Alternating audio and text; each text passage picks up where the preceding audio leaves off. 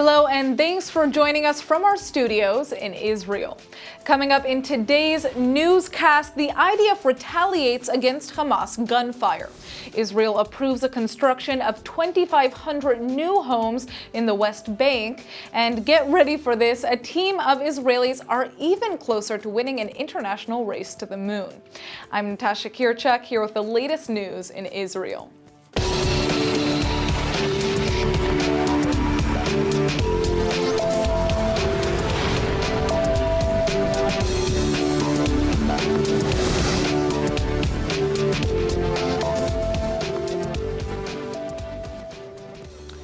The Israeli army has just released details of an overnight incident in which IDF tanks shelled a Hamas position in southern Gaza, all in response to gunshots fired at IDF troops from over the border. The soldiers were conducting routine activities in the area of the separation fence when they came under fire. Gaza's Interior Ministry reported today that the shelled post was completely destroyed.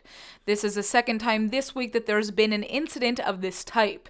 Just 3 days ago, another Hamas post in the southern Gaza Strip was shelled after terrorists in the Hamas-controlled enclave attacked an IDF military bulldozer. And last month, IDF tanks retaliated by shelling a Hamas post after terrorists opened fire at other Israeli soldiers who were engaged in regular maintenance of the barrier at the time. None of the soldiers protecting the Jewish state were hurt in any of the incidents. Israel has just approved the construction of 2,500 more homes in the West Bank, most of which will be built in existing settlement blocks. The move marks the second announcement of settlement expansion since Donald Trump has become president of the United States, leading Palestinian leaders to accuse the new American leader of encouraging these actions. International leaders are already condemning the move, but the Israeli Defense Ministry says expansion is necessary to fulfill the demand for new housing and maintain the regular daily life of Jewish residents in the West Bank. On Sunday, the Jerusalem municipality approved building over 560 homes in East Jerusalem.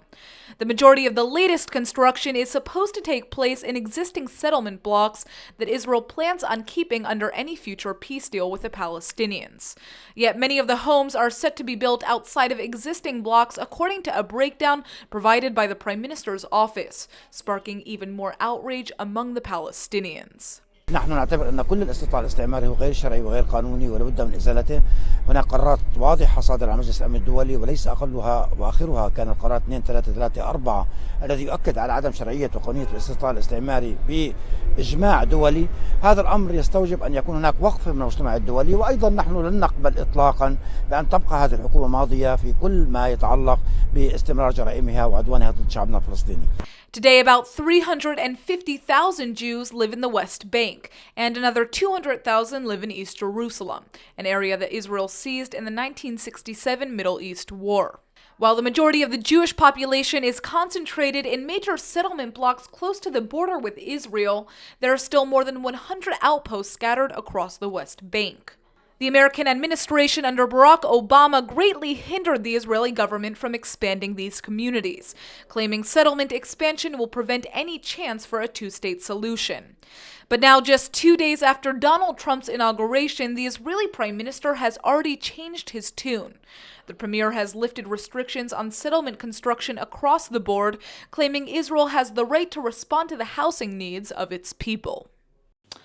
Well, the proposed relocation of the U.S. Embassy in Israel remains a hot topic, and today senior Palestinian officials are denying reports that the White House gave them behind-the-scenes promises that Washington will not carry through on President Trump's promise. Aaron, where are all these mixed messages coming from? What is going on? Unfortunately, it's still unclear, but if we're going to take the Palestinian Authority at their word, then the last official notice that we've gotten on the embassy's move comes from the White House, saying that even discussion over moving it is still in very, very early stages. But what we can gather is that the Palestinian Authority is still very worried. A widely read Arabic newspaper published an article claiming to quote Palestinian Authority leaders expressing their relief over the supposed reassurances, but Ramallah says it just didn't happen. The false report emerged right after the American Consul General in Jerusalem met with PA President Mahmoud Abbas and his top negotiator Saeb Erekat. One highly placed PLO official close to Abbas says that for now, the Palestinians believe the most recent statements from the Trump administration indicates that the issue is not a top priority. Jordan's King Abdullah II is preparing to take off today for official summits in Moscow and then Washington, where he's expected to object to the relocation of America's diplomatic compound in the Jewish state. The monarch has been holding talks with Abbas over the past few days. Meanwhile, in Israel, Regional Cooperation Minister Tzachi Hanegbi today acknowledged that the issue is likely to be the subject of considerable debate before any concrete steps are taken, although he says he has no doubt the final decision will be different from any of the preceding administrations. Since both houses of Congress passed a law in 1995 demanding the U.S. Embassy be moved from Tel Aviv to the Israeli capital, 3 consecutive presidents have signed waivers to delay the relocation 35 times.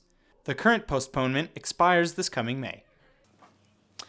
Initial talks between Israelis and the Trump administration are covering a range of issues that require policy clarification. Foreign policy expert Dan Diker says Prime Minister Netanyahu will have to figure out what he really wants before his meeting with President Trump next month in the White House.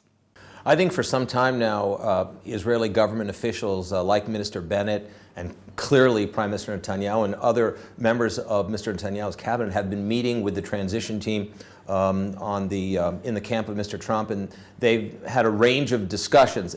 In the Israeli political discussion, the parameters are on the one side, on the right side of the equation, if you will.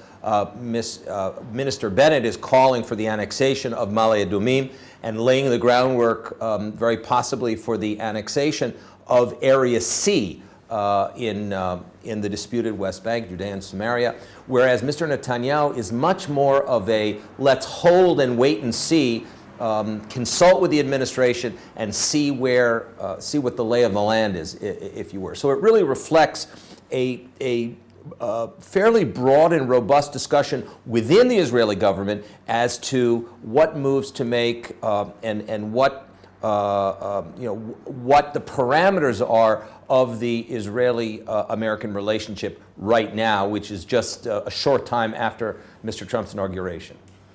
For some time, we in Israel, many of us in Israel, have been hoping that the Prime Minister would, in fact, lay out his policy. Now, when he comes before Trump, it's very possible that Trump will say to him, look, what do you guys want? I want to support Israel, but what is your plan? What would you like to see happen? Do you think that the Prime Minister has such an idea? Is he going to reiterate what he said in his famous speech at Bar Ilan about 2 states for 2 peoples, or will he talk about something else? Well, this is the $64,000 question, as it was once said. Mr. Netanyahu has faced many presidents over his last 30 years of being at the top of Israeli politics and international diplomacy, and he's always been in a position of having to defend Israel's minimal positions, their minimal security requirements, Israel's minimal diplomatic and political and historical rights. And here, for the first time, there are some in the Trump administration that may well begin with the president himself that are matching the sense of Israeli and Jewish rights for Israel. And Mr. Netanyahu has to come up with clearly with a positive, what they call an ask.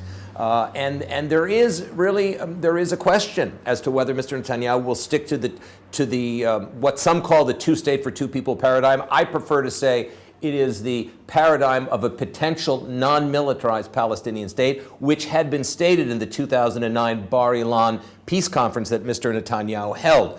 But it really remains to be seen in terms of the political lay of the land, the international community, the UN, and the Europeans specifically, as to where Mr. Netanyahu will take the discussion with Mr. Trump, and most specifically, Steve, it matters what the local political lay of the land is for Mr. Netanyahu to demand, for example, or to ask for an annexation of parts of Area C of the West Bank, which I don't believe that he will do. I believe that Mr. Netanyahu will really focus on Jerusalem and on Iran. Those are the 2 major issues for Israel. It is a united Jerusalem and really getting tough with Iran. Most of the world is completely unaware that almost every single night, desperate women, children, and men wounded in the civil war raging in Syria make their way to the Jewish state for help from the very same people they consider to be their enemies. The injured Syrians come to set points on the Israeli-Syria frontier after the fall of darkness. They're quickly evacuated to safe areas by IDF soldiers on the lookout for initial care by army medics before being taken to Israeli hospitals. Despite being in a formal state of war with Syria, it's no secret that more than 2,600 Syrian citizens have been allowed to cross into Israel for help. התחושה היא בהחלט תחושה של סיפוק אל מול מה שאנחנו רואים שקורה בצד השני, וזה בעצם המעט שאנחנו יכולים לתת להם. ולכן התחושה פה היא באמת תחושה של שליחות, של סיוע הומניטרי אמיתי לטובת האוכלוסייה ששם.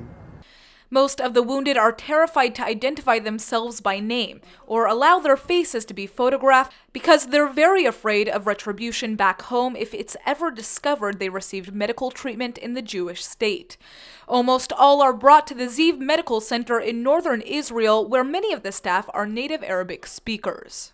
In the first weeks, no. We try not to ask them many questions because we are afraid that they will be in more stress and to be afraid more. So we just give them what they ask and we give them the medical care. Then after weeks, we start the relationship together. Most say they've completely changed their minds about Israel after seeing it for themselves. نحن بالأول بنعرف إنه إسرائيل عهو ما دولتنا ونظامنا موجود، كانت إسرائيل عدوة لنا، يعني كعدو لشعبنا إلنا. لما دخلنا على إسرائيل تغيرت الفكرة تماما، يعني ما فيها العداوة بيننا وبينه. أما النظام اللي كان زارع الفكرة هاي مشان نظن بحالة عداء مع إسرائيل. يستفيد من النقطة هاي بالآخر هو طلع عدو الشعوب بالكامل نظامنا نحن. Since a conflict broke out in March of 2011, hundreds of thousands of Syrians have been killed and millions have been forced to flee their homes. Many of the victims are children suffering life-threatening injuries who sometimes remain in Israel for months. Israel is now looking into the housing of orphans for either short or even lengthy amounts of time until it becomes safe for them to return home. Now let's take a look at what's happening in Europe. European Jews are turning to Israel for help as they cope with the rising levels of attacks against them. Israeli security officials took center stage at this year's annual meeting of the European Jewish Association in Brussels. In March of last year, 34 people were killed in bombings at the city's airport, intended to target passengers flying to Tel Aviv as well as in the metro system. In January of 2015, 4 people were killed in neighboring France at a shooting attack on a kosher market, in addition to the 130 who were murdered in the orchestrated assault in November. And that's in addition to the hundreds of attacks specifically targeting Jewish communities on the continent this past year. Conference participants say they want to learn from Israeli experts as to how they can better protect their communities. They strongly believe the Jewish state's vast experience in combating terrorism will not only provide them with vital security assistance against the increasing number of potentially deadly attacks, but also the ability to heighten their vigilance against rising anti-Semitism, being fueled by far-right political gains as well as left-wing anti-Zionist campaigns. One leader commented that this is a war against us. Israel can help us train to act like soldiers so we'll no longer be so vulnerable. Imagine you could make a payment without even having to interact with a credit card. Sounds crazy, right? Well, that's actually possible, and it's all because of an Israeli company called OnTrack Innovations, or OTI. Joining us now today is OTI CEO Shlomi Cohen to tell us more. Thanks so much for coming in. Thank you for inviting me. So I already see you have a lot of different things right in front of you on the table. Yep. Tell us about this new payment solution that you've created. It sounds very interesting. We actually developed a technology that's considered to be unique. It's called the Pay Capsule and the Pay Capsule Flex. And imagine that you actually can convert any product to a payment product.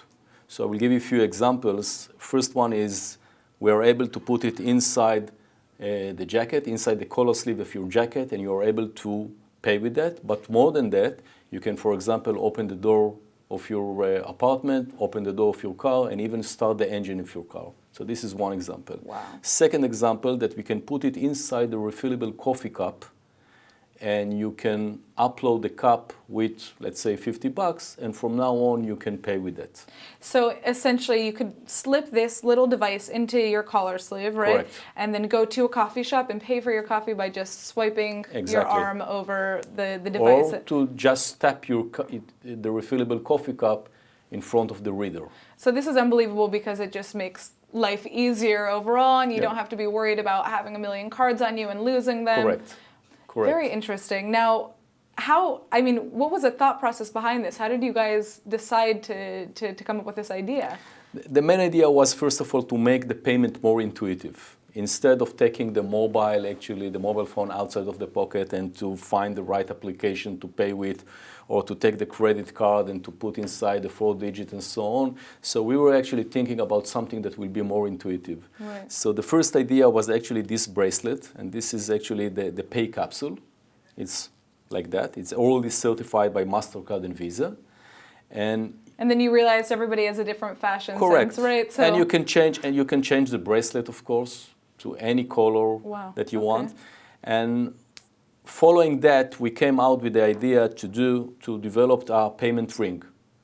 So 6 weeks ago, we were having the promotion event for the payment ring in New York City. And over there, we were actually presenting how we are paying with this payment ring.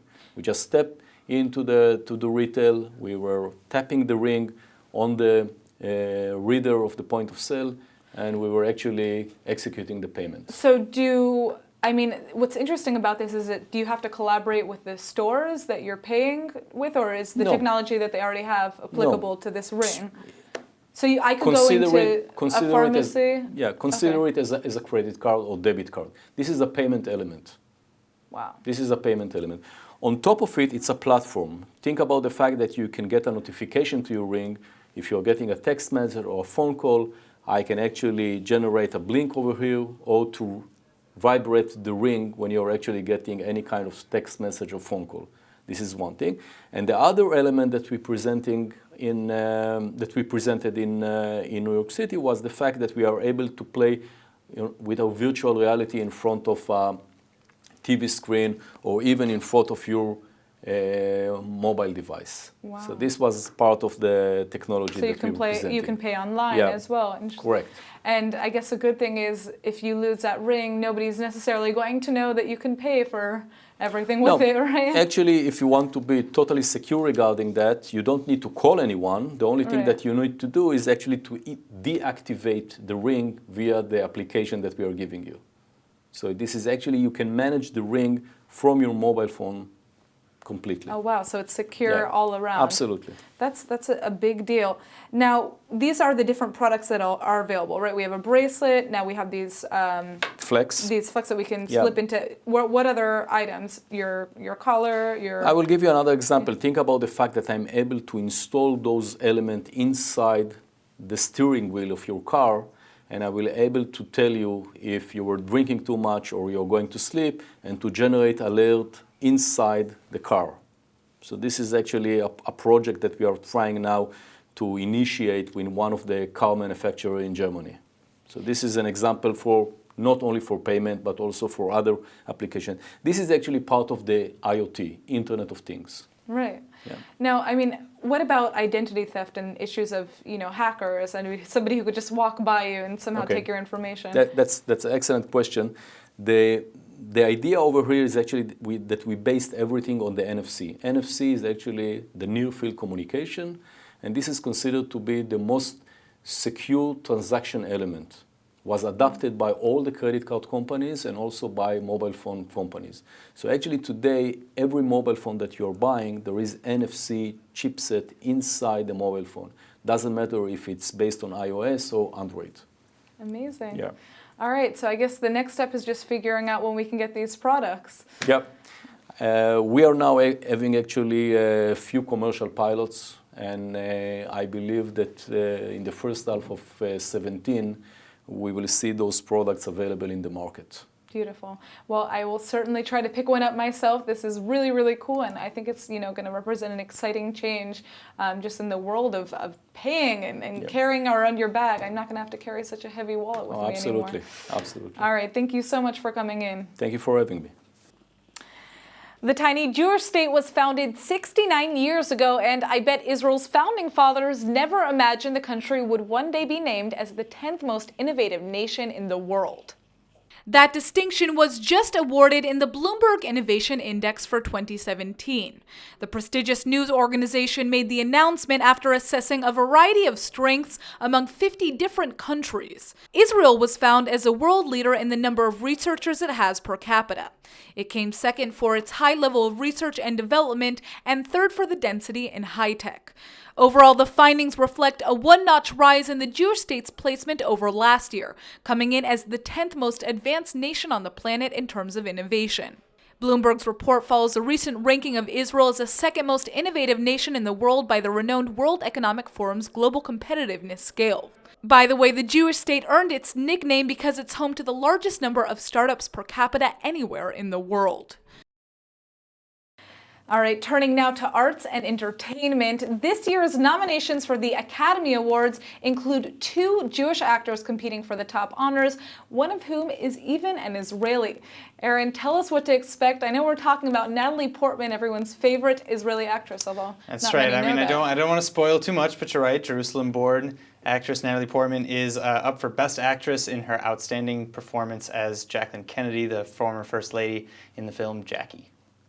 Jewish actor Andrew Garfield also got the nod for his performance as Best Lead Actor in the film Hacksaw Ridge. There are several other Jewish connections among other nominees as well. Composer Justin Hurwitz and lyricist Benji Pasek created music for the film La La Land, which garnered a whopping 14 nominations.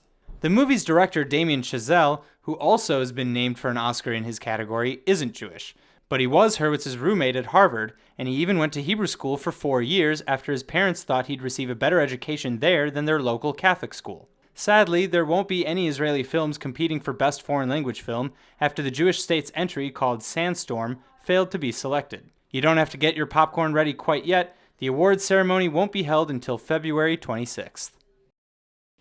Have you ever thought about competing in the multi-million-dollar Google Lunar XPrize race to the moon? Well, a team of Israelis said yes to that challenge, and they've just been announced as one of the 5 international finalists. Israel's Space IL is a nonprofit group that promotes scientific and technological education. And even though the team was the last to register in the Google competition at the end of 2010, it was the first to secure the required launch contract. 33 teams started out by accepting the mission to be the first to land a privately funded unmanned robot on the moon this year that's capable of transmitting high-definition video and photographs back to Earth. Some 30 Space IL engineers are now putting the final touches of what would be the smallest and lightest vehicle to ever land on the moon's surface, on a total budget of around $36 million. And unlike most of the other teams' models, the Israelis are designing their spacecraft to meet the competition's distance requirement by hopping from its landing site about a third of a mile over lunar terrain rather than driving or rolling. The top prize is $20 million, with the second place winner getting $5 million. Space IL has already announced that any money it's awarded will be donated for educational purposes. One of the company's founders told Israel 21C News that the Jewish state's position at the forefront of global technology and the space industry provided his team with the motivation to shoot for the moon. And now for our Hebrew word of the day. Today's word is something we see almost every day and has a special connection to the daily life for Jews, the moon, or Yareach. Something not everyone may know is that unlike the common Western calendar, which is based on Earth's rotation around the sun, the Hebrew calendar operates with respect to the phases of the Yareach.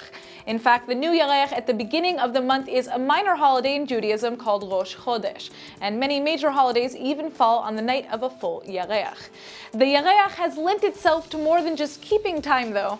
It's also lent itself to Israeli culture, like when we have full Yareach parties similar to those in Thailand, or when we listen to Yareach-inspired music like that of the famous Israeli singer and songwriter Shlomo Artzi's song, Yareach. Probably the best thing we can learn from the Yareyach, however, is from the monthly prayer devoted to the heavenly body, which reminds us that just as the Yareyach is reborn each cycle, so can we be reborn and get a second chance. Let's go ahead and take a look at the weather forecast. ILTV's weather forecast is sponsored by Adopt a Savta, taking care of Israel's lonely Holocaust survivors. Tonight should be cloudy with a chance of light rain and a low of 53 or 12 degrees Celsius. You can expect more clouds and a drop in temperatures tomorrow to a high of 65 or 18 degrees Celsius. All right, that's it for today's news. Today's exchange rate is 3.79 shekels to the American dollar. Remember to sign up for our daily newsletter at iltv.tv. Thanks for watching and see you tonight.